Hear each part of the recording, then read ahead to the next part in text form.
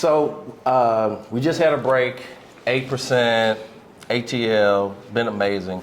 And I want to just come up here to just kind of recap real quick and debrief because I feel like at Nashville we didn't get a chance to do this, and I really wanted to do this at the Mastermind in Nashville when you guys came in.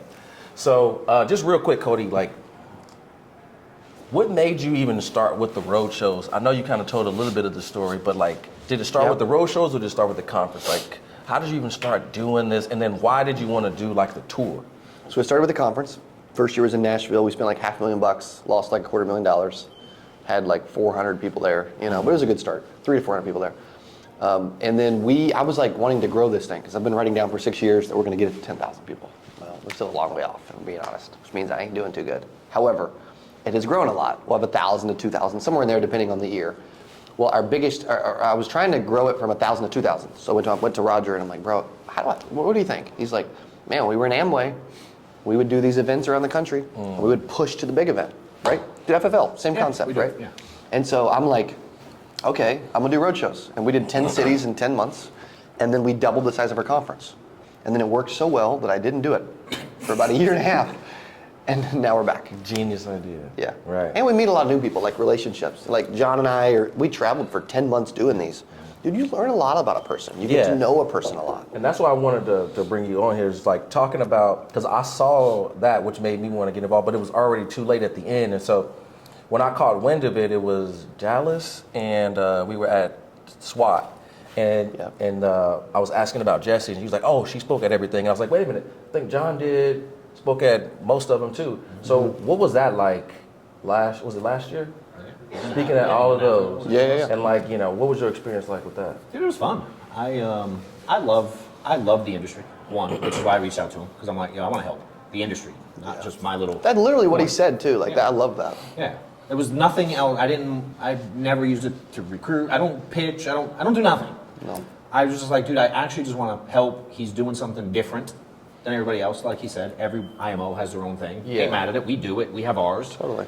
But there's a lot of people who need help that don't come to ours because we're a company.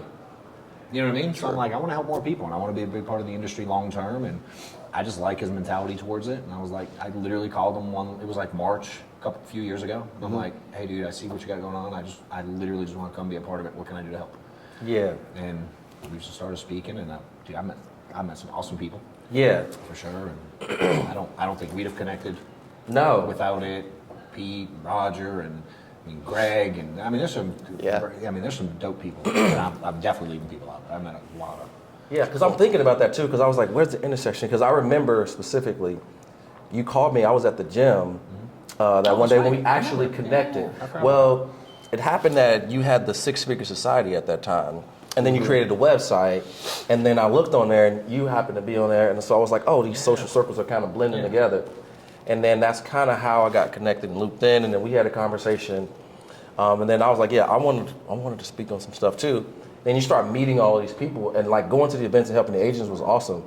But this part's incredible too, where you actually just get to hang and be one of the guys as opposed to just being on stage also. You can just kind of, it becomes the best part of it. Yeah, it does. The dinners after. And because you're just always in the circle. You're the guy. Yeah. Then you're in the room with a bunch of people who are the guys in their own thing, which is cool, right? It is. Dude, that's also one of the biggest things people overlook is they think, okay, I got to have the perfect script, or I got to go and like go to the event. It's like, dude, that's a taste. That's an entry point to imagine if literally someone who's out there struggling got to hang out with John Wetmore for an entire year. Right.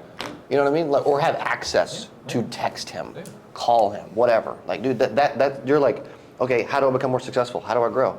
Dude, find a way to get in proximity. They say proximity is power. It's like, dude, find proximity and then do everything you can to like give the relationship and be present around it. He tells a story about how, great story by the way, when they first, he was on the come up and he was struggling like crazy, dude. He was like struggling to sell insurance. I love that like he's vulnerable about that. He would literally go get on a plane to go to this next city and would fly around the country with the top leaders in his company, and there would be like a bunch of seats on a plane, and he would go. There would be a row of 3. They would be sitting on each end, and he would be sitting right in the middle when there's freaking seats everywhere. There's an empty plane. Empty plane. He would go sit in the middle. That's proximity. Yeah. It's cool. And that's cool because like being kind of the top dog in the space is cool, but like when you get to just get inspiration or get different ideas, you know, the conversation that you do. Sometimes I know you're like, dude, I've said this so many times, but it's so good.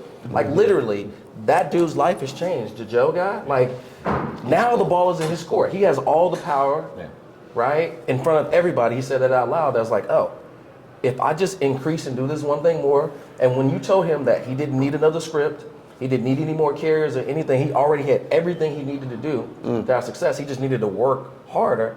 I feel like even some seasoned people needed to hear that. Oh, so you were talking to him, but like everybody else, you know, should have heard that. So that was pretty cool that you don't really get that experience that often. So man, I love coming to these personally because I like people who are excited and already motivated, and a lot of stuff is a reminder, right? Mm-hmm.